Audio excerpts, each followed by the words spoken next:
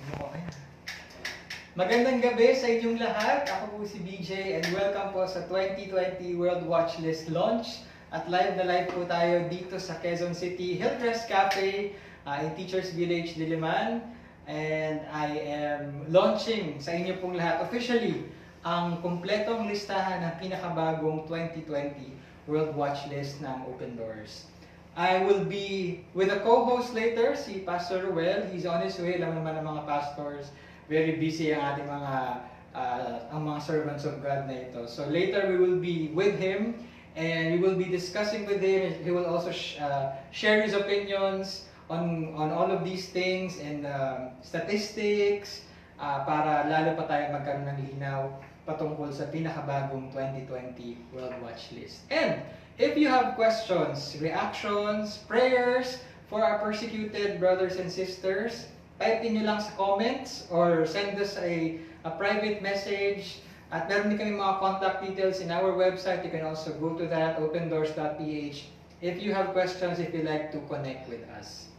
Okay, sisimulan ko po muna patungkol sa ano ba ang Open Doors. Thank you so much sa inyong lahat. So for almost 5,000 of you follow us on Facebook. Pero baka hindi lahat sa inyo ay talagang alam kung ano ba ang Open Doors, ano ba ang ginagawa namin, kailan kami nagsimula, sino nagtayo, paano tinawag ng Panginoon ang aming founder, and so on and so forth. So before I tell you today's worldwide persecution happenings and countries, let me first tell you about how Open Doors started. At siguro marami na sa inyo ang alam na, but for those who have never heard yet of this story, ang Open Doors ay nagsimula sa pamamagitan ng smuggling activity. Opo, if you have read of the book God's Smuggler ni Brother Andrew, siya po ang founder ng Open Doors. It has become a worldwide organization and ministry to serve persecuted Christians, but it started sa humble beginnings ng aming founder na si Brother Andrew. He's from the Netherlands, siya po ay Dutch. At noong 1955 of July, he was just a young Christian then. At he's seeking the Lord kung ano ba ang next steps sa kanyang buhay Kristiyano. And he felt the Lord speaking to him in many times. And then he went to then communist Eastern Europe, behind the Iron Curtain, dun sa mga followers natin dyan na nakaabot sa era na ito in the 1950s. He went there for a communist youth activity. No? Nagpaalam siya to be invited, and he promised to behave as a Christian, although it was a communist national activity by the young people. And while he was there, he saw these young people marching around the capital, I think, in that place, in allegiance to the Communist Party. And then, at the other side of that situation, ay ang mga kapatid natin sa Panginoon na pinag-uusig by that same government. They are restricted, they are persecuted by the government. Bawal ang Biblia, bawal ang salita ng Diyos. So just imagine a church or Christians, walang sariling kopya ng salita ng Diyos. So paano ang paglago bilang isang iglesia at bilang isang Kristiyano? And so the Lord showed that picture, that reality, that scenario to Brother Andrew in his young age, in his young faith, years in the faith. And then in Revelation 3 verse 2, ay nangusap ang Panginoon sa kanya. It says there, "Wake up, strengthen what remains and is about to die."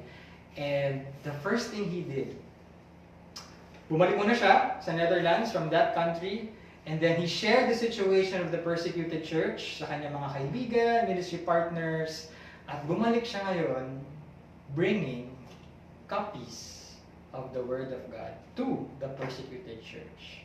Pero hindi naman ganun kadaling nakapasok si Brother Andrew dahil sa mga bansang ito, dahil nga under ng communist government, these things na dala niya in his Volkswagen na bigay ng isang ministry partner ay illegal. Bawal sa mga bansang papasukin niya. But he believes that these gifts, these Bibles, these copies of the Word of God ay very important and necessary for the dying, suffering, weak Christians at that time in that place.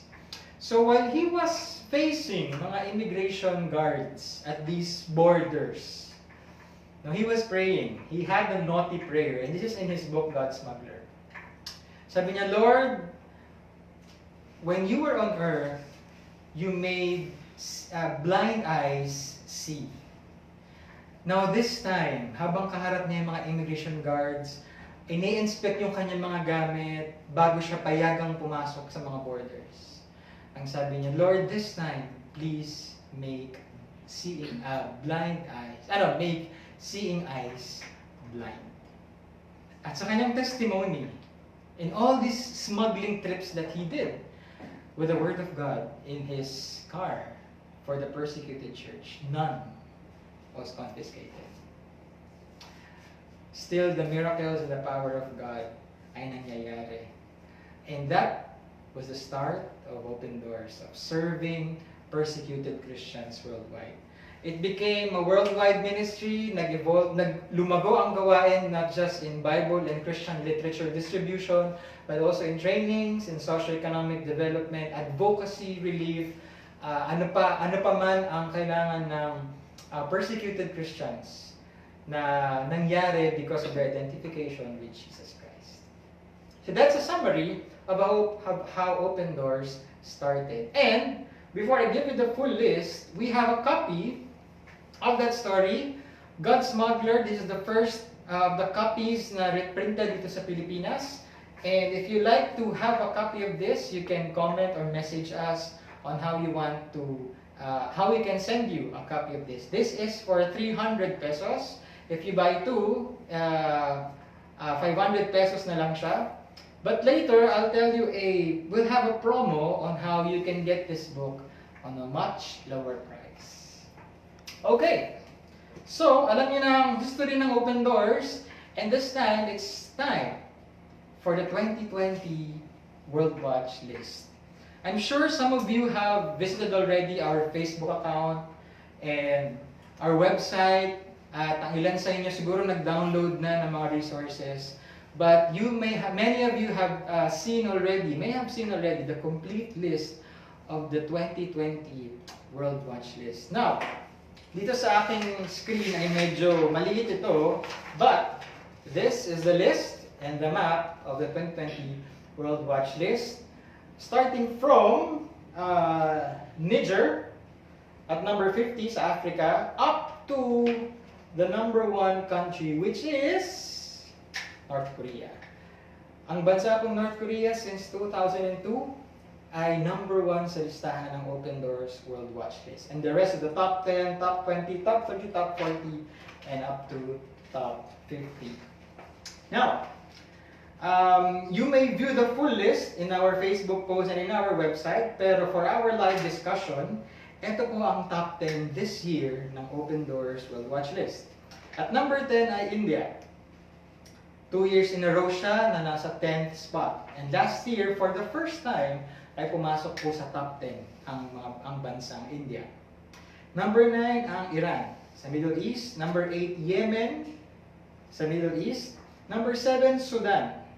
Sudan is the largest country in Africa. Number 6 ay Eritrea, also in Africa. Number 5 ay Pakistan. Number 4, Libya. Number 3, Somalia. Yan ay sa Africa din. Number 2 ay Afghanistan.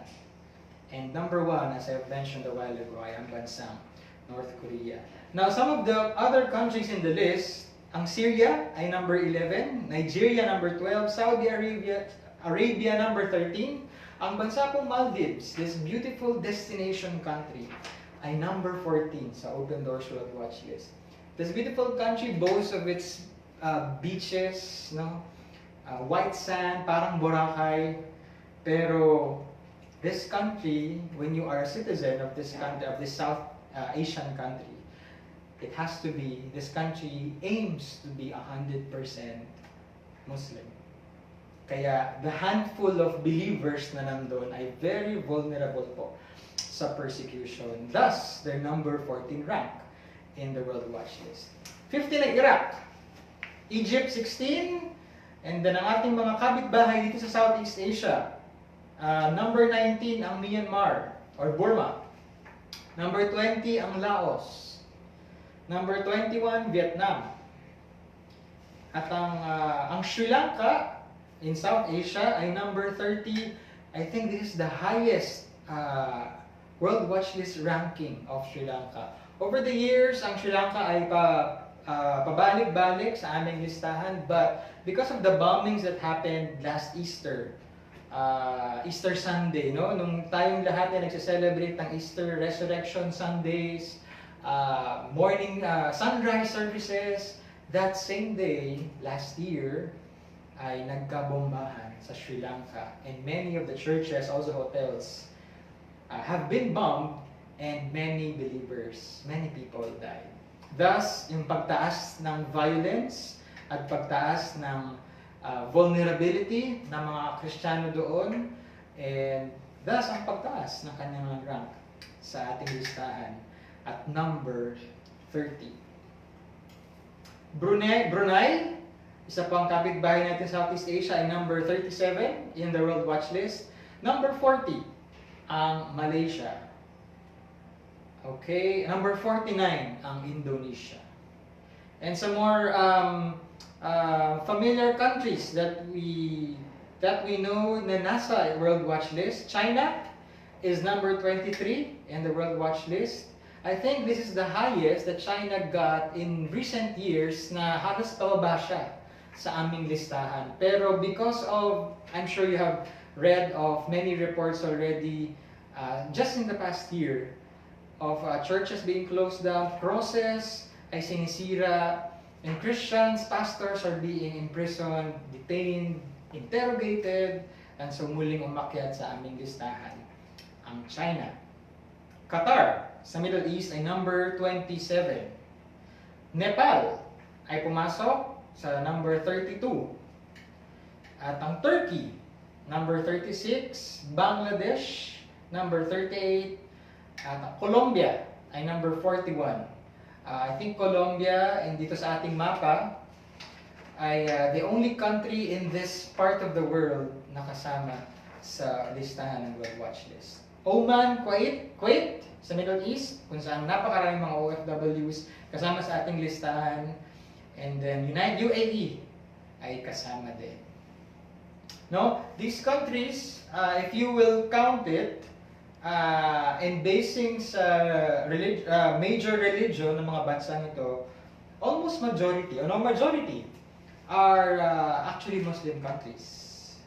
Pero, the number one sa kanilang lahat ay ang bansang North Korea. Now, bakit? Because in this country, ang mga Diyos nila ay ang mga kings, yung mga leader, yung leader ng kanilang bansa. I'm sure you know Kim Jong-un, ang present leader ng North Korea, and then ang kanyang ama na si Kim Jong-il at yung kanyang lolo na si Kim Il-sung, kabilang siya, ay pinagpapatuloy yung godlike worship sa mga citizens, sa kanya at sa kanyang tatay at sa kanyang lolo.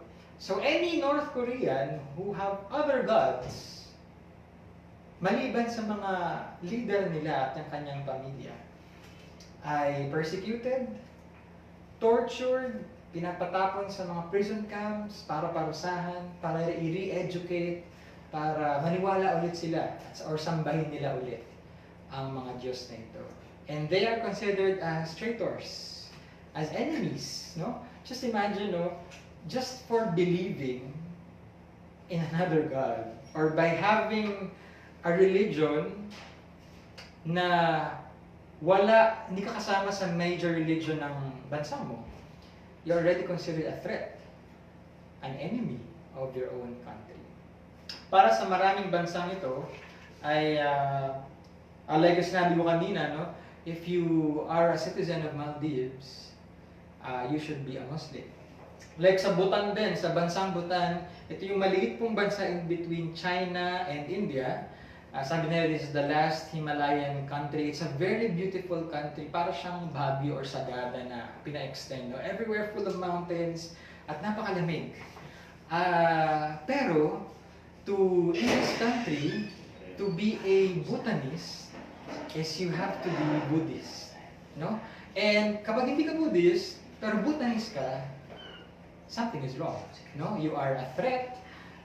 Kalaban ka ng bansa, ng palasyo, there's a monarchy, the king and queen is active there, and they are preserving the heritage of their country. At kasama sa preservation na yun ay ang Buddhism.